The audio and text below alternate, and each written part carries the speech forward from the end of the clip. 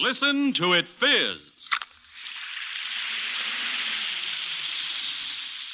First aid for relief from headache, Alka-Seltzer. From acid indigestion, Alka-Seltzer. From cold discomfort, Alka-Seltzer. Alka-Seltzer presents the Quiz Kids and the chief quizzer himself, Joe Kelly.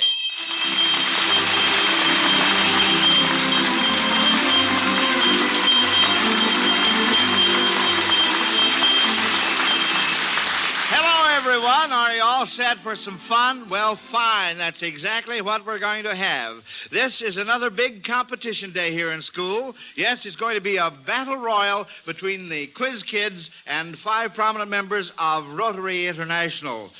Both teams, I'm very happy to say, are in excellent condition. The Quiz Kids have weighed in at 487.5 pounds. The Rotarians tipped the scales at slightly under 2 tons. And now, in this corner, we have Quiz Kids. Patrick. I'm Patrick Owen Conlon. I'm 13 years old, and I'm a freshman at Calumet High School in Chicago. Joe. I'm Joel Coverman. I'm 14 years old, and I'm a junior at Roosevelt High School. Harvey. I'm Harvey Dutch. I'm 7 years old. I go to Hibbert School. I'm in grade 3B. Lonnie. I'm Lonnie Lundy. I'm 14 years old, and I'm a sophomore at Maine Township High School in Park Ridge, Illinois. And a newcomer, Betty. I'm Betty Satnoff. I'm 13 years old, and I'm a freshman at the John Marshall High School in Chicago. In the opposing corner, 5 Rotarians. The secretary of Rotary International, Mr. Lovejoy.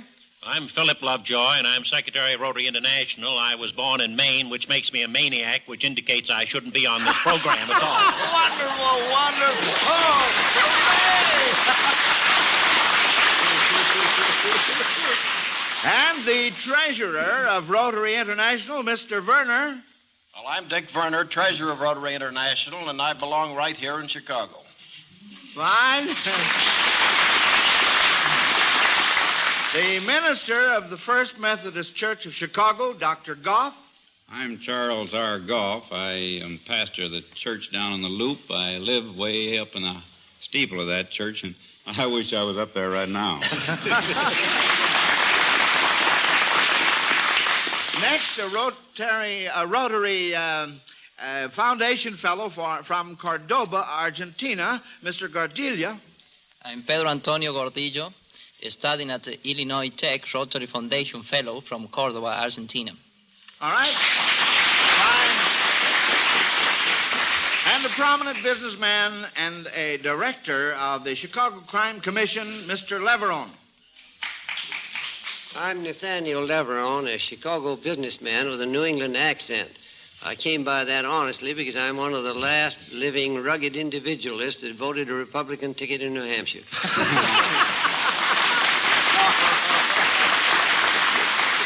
All right, well, on your toes, contestants. Here's your first question. Tell me, what is the significance of this number, 71113? No hands up. Mr. Leveron. That's my telephone. That's right. How do you like that? Oh, boy, oh, boy. Say, now you quiz kids better watch out for these fellas here. Yes, sir. Mr. Leveron knows his own telephone number. Well, here's our next question. Mrs. Nina Graham of New York City says, we all know about farmers using scarecrows, and many consider the crow a pest, but just what can you say in favor of the crow's cause? What am I saying here? Harvey? Well, many farmers think the crow is harmful just because it has a very delicacy that is corn. But it really is helpful to the farmers because it eats insects that do bad to the farmers' crops, such as slugs, locusts, and their larvae. Well, say, now that's right, Harvey. You betcha. Well, tell me something, Harvey. What is the crow sometimes called in other countries? Well, I don't know. Oh, well, I was quick and concise, wasn't I? Well, I just threw that in as a sort of an after part. I understand that sometimes the crow is called, in Scotland, the rook. Have you heard anything like that? No. We haven't, huh? Well, I hadn't either until I saw my card here. All right. Well, now, right at this moment, I want to explain about the Alka-Seltzer Awards given away every Sunday, friends. The questions used on our program are sent in by you listeners. And when a question is answered correctly, the Alka-Seltzer Award is a fine Zenith transoceanic portable radio. For example, that's what Wilma White of Chicago receives for her question if it's answered correctly. Now, let's try it and see what happens. It's a romantic question, and as I said, it's from Mrs. Wilma White of Chicago. Our organist, Howard Peterson, will play 2 songs about sweethearts. And you are to identify and sing each song and name the composer. Here's the first one.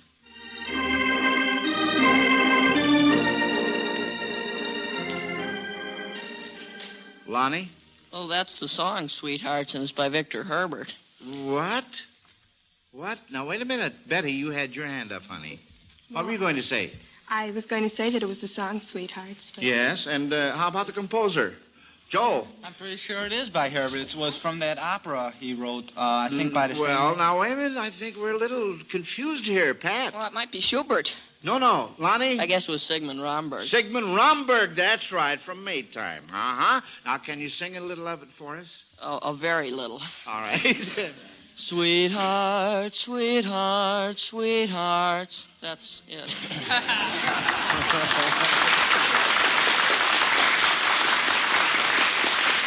That's the radio version, insofar as time is concerned. Well, that's all right, Lonnie. Now, let's see what we can do with this next one.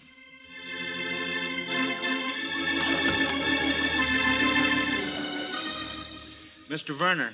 Well, I should know that one. That's the Sweetheart of Sigma Chi, Mr. Kelly, and it was written by my brother, Dudley Werner. That's absolutely right.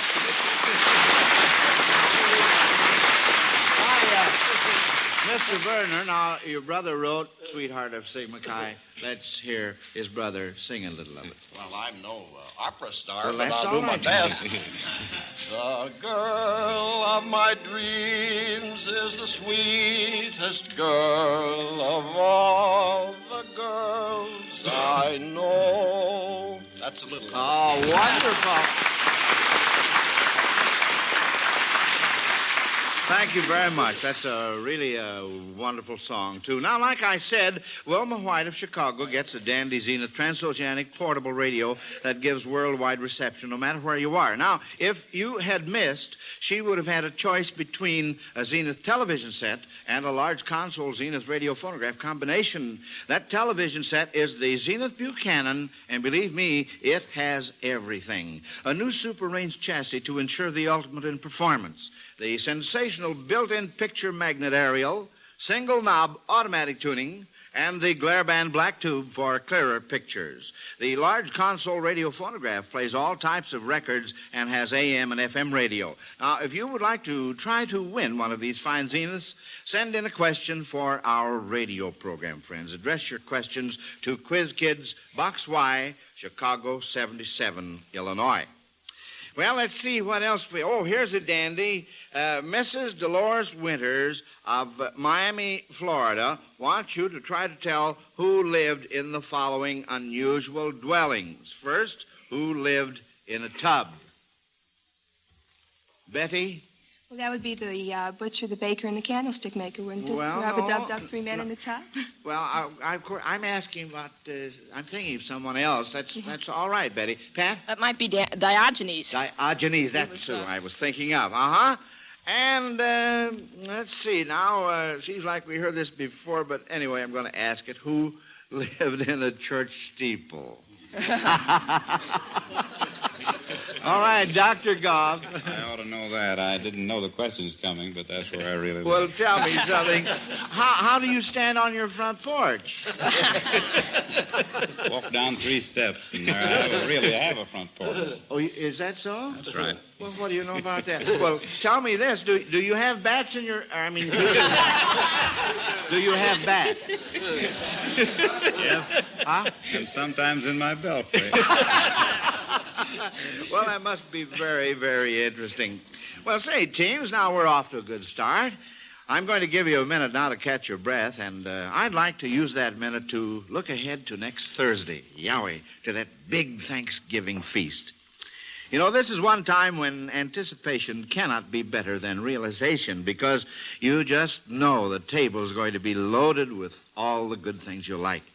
Yes, Mother's going to see to that, bless her heart, and because she knows it's quite possible some of her folks may overeat a bit, she'll make sure there's plenty of Alka-Seltzer on hand, too. Oh, you betcha. Mother's wise. She knows that where there's Alka-Seltzer, there's a way to fast relief from acid indigestion. Alka-Seltzer goes to work right away to relieve that upset, uncomfortable feeling. It acts promptly to reduce excess gastric acidity. And you're feeling shipshape again in almost no time. So remember, friends, on Thanksgiving or whenever acid indigestion causes discomfort, be wise.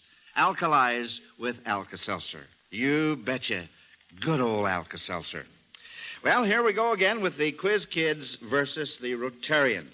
Now, here's a question from Bernard Knox of Peoria, Illinois, about something I'm sure all you men contestants like, a good steak. If you were serving a steak to the following men, what kind might you serve that would be in keeping with each of their occupations? For instance, what kind of steak might you serve to a yodeler? Oh, boy. Joel. Swiss steak. Swiss steak. That's the idea. Now, come on, fellas. You got to get in on this, too. All right. How about a red cap? What kind of a steak? A red cap. Real quick. Betty. A porterhouse steak. A porterhouse steak. That's right. To a boxer. A steak. What kind of steak? To a boxer. Pat. It might be a beefsteak. They put it on his eyes after he gets Well, yeah, you're right there. And, of course, there are quite a few beefs once in a while. Lonnie? Round steak. Round steak. That's what I was thinking of. To a knight in armor. To a knight in armor. Sirloin. Thank you, Mr. Lovejoy.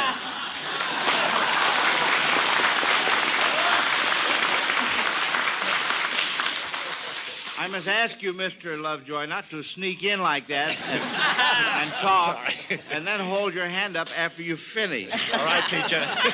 Now, let's all remember that. Okay. I wonder whether you gentlemen realize what an important member we have on our Quiz Kids board. Little 7-year-old Harvey Deitch was invited to New York City by the Bronx Zoo, where he had a miniature owl named for him. What was the most exciting thing about your trip, Harvey? Well, we landed in there by radar. The next day we went to the zoo. I met Mrs. Martini, a famous animal trainer down there, and she showed me all around, and I petted a tiger. Then you what? What? Petted a full-grown tiger. A full-grown tiger? Yeah. What do you know about that? Then Mr. Wiener is the man who sponsored my Philadelphia trip. He came down there. We went into Empire State Building, and he bought me a magnified 200 times microscope. Well, say, isn't that wonderful? What else? And then we went to Radio City, and I saw a movie called King Solomon's Mines. What was King that? Solomon's Mines. Oh, fine, yeah. Mm-hmm. Well, I'll bet you just had a grand time, Harvey. Yes, I really did. That's a boy, well, let's get along here now. I just wanted the folks to know about that. This next question is from Mrs. Catherine Henderson of Chicago, and I've asked our contestant, Mr. Philip Lovejoy, to help me with it. Mr. Lovejoy started a doll collection for his daughter some time ago, and it now contains 525 dolls from all over the world. And he's brought 2 of them down to the program, and he will describe the costumes to you while you try to identify what country each represents. All right, Mr. Lovejoy? Well, the first one is named Pedro, and he has a sister by the name of Guadalupe, and Pedro wears a very big sombrero. Fine. Let's see. Betty had her hand up first. Well, he'd be Mexican, wouldn't he? Something like that, or Spanish or something. That would be correct. Mexico. Mm-hmm. All right, fine. Now Here's another one whose name is Asklas Baad. She's studying English, and she lives on a reservation in New Mexico. Mr. Leveron has his hand up. It's an Indian. What kind of an Indian? There.